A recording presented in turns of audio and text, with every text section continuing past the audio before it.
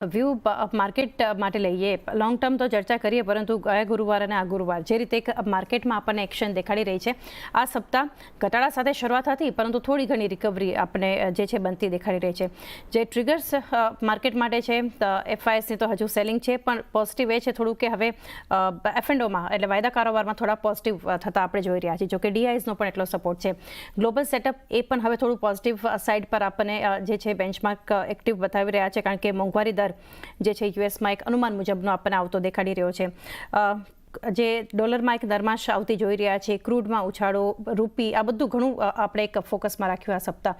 કઈ રીતે હવે આગળ માર્કેટને તમે જુઓ છો અને કઈ બાજુ એક જતું આપણને દેખાઈ શકે છે માર્કેટ આગળ? ઘણો આભાર આપનો ચાંદની. સૌને પ્રણામ અને શુભ પ્રભાત અમારી તરફથી.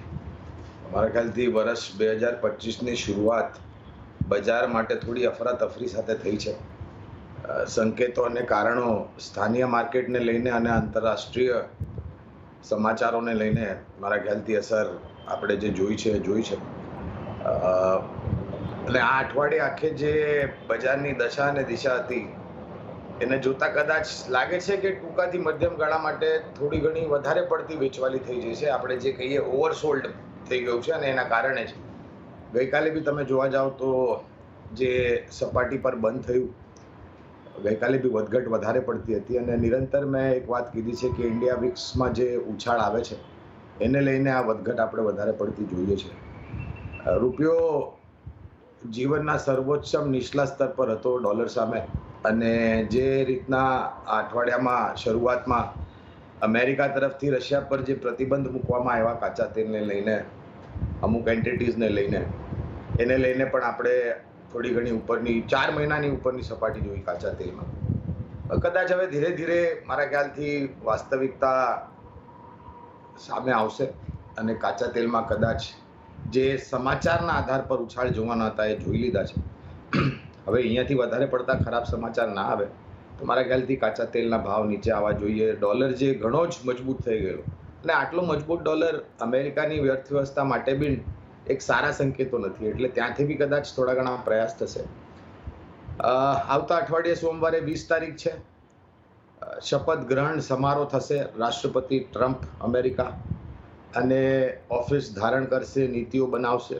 હવે તે શું નીતિઓ બને છે અને કેવી રીતે બને છે, કેટલા હદ સુધી પાબંદીઓ મૂકે છે ટેરિફ હાઇકને લઈને, ટેક્સ કટને લઈને, એ તો આવતા દિવસમાં આપણને સમજ પડશે. અહીંયા અને ત્રીજા ત્રિમાસિકના પરિણામ, મારા ખ્યાલથી જે બી પરિણામ હાલ સુધી આપણે જોયા છે એમાં કોઈ એવી મોટી નિરાશા છે નહીં. સુધારના સંકેત કદાચ ચોથા ત્રિમાસિકમાં અને આગલા નાણાકીય વર્ષના આંકડાઓમાં આવે એવું એક અનુમાન લઈને આપણે ચાલીએ.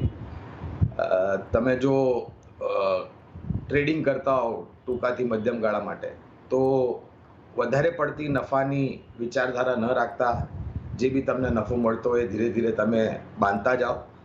અને જો તમે રોકાણકાર હો અને લાંબા ગાળાની તમારી વિચારધારા હોય તો મારા ખ્યાલથી આવી સપાટી નીચલી જોયા બાદ ઘણા બધા દિગ્ગજો પર પ્રાથમિકતા ધ્યાન આપીને પછી અમુક મિડ કેપ ક્ષેત્રના આધાર પર ધ્યાન આપીને તમે રોકાણ શરૂ કરો.